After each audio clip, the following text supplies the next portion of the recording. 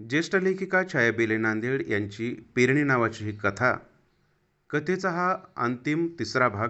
महादूनच रामा सावकाराकडून कर्ज घेतलं आणि त्या कर्जाच्या बदल्यात त्याची जीवापाड जपलेली मोऱ्या आणि ढवळ्या नावाची बैल गहाण ठेवली. पेरणी झाली होती, परंतु पावसानं ओढ दिली आणि पेरलेलं बियाणं वायाला जातंय की काय, आणि पुन्हा दुबार पेरणीचं संकट आपल्यावर कोसळतंय की काय. पावसाच्या प्रतीक्षेत असलेल्या महादेवला सोपान तात्यानं पुन्हा एकदा धीर खचवणारं उत्तर दिलं आणि महादेवची अस्वस्थता वाढली. अंगातलं अवसान गळल्यागत त्याला वाटू लागलं. त्याच्या डोळ्यापुढं अंधार दाटू लागला आणि ग्लानी येऊन तो कोसळला. रामा सावकार धोत्राचा सोगा हातात धरून घराकडे येत असताना पाहून माधवच्या काळजात धस्स झालं.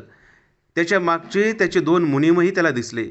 एकाच्या हातात काठी तर दुसऱ्याच्या हातात कासरा होता. रामा सावकार दारासमोर येऊन थांबला आणि म्हणाला, चला लावा कासरा बैलांना, चला घेऊन चला, आपल्या वाड्यात नेऊन बांधा. सावकाराचे ते शब्द बाहेर पडताच मुनीम दामणीचे बैल सोडून कासरा बांधून ओढू लागतात. बैल मागे ओढ घेत असतात तर एक मुनीव त्यांना काठीने मारत असतो आणि महादू हे सर्व पाहत असतो.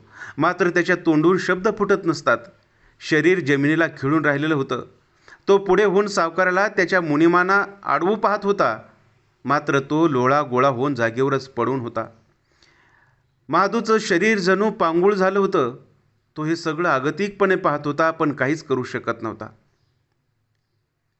पाण्याचे थेंब अंगावर पडल्यानं महादू भानावर आला. जोराचा पाऊस सुरू झाला होता. दोन्ही बैल डोक्याला आळीपाळीनं चाटत त्याच्याजवळ येऊन थांबले होते. पाऊस पाहण्यासाठी जणू मालकाला उठवत होते.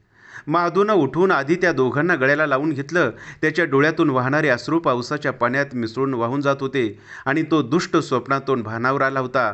अंकुरलेल्या रोपांना जीवदान मिळालं होतं आणि महादूच्या दोन्ही डोळ्यातून अश्रूंच्या धारा वाहत होत्या.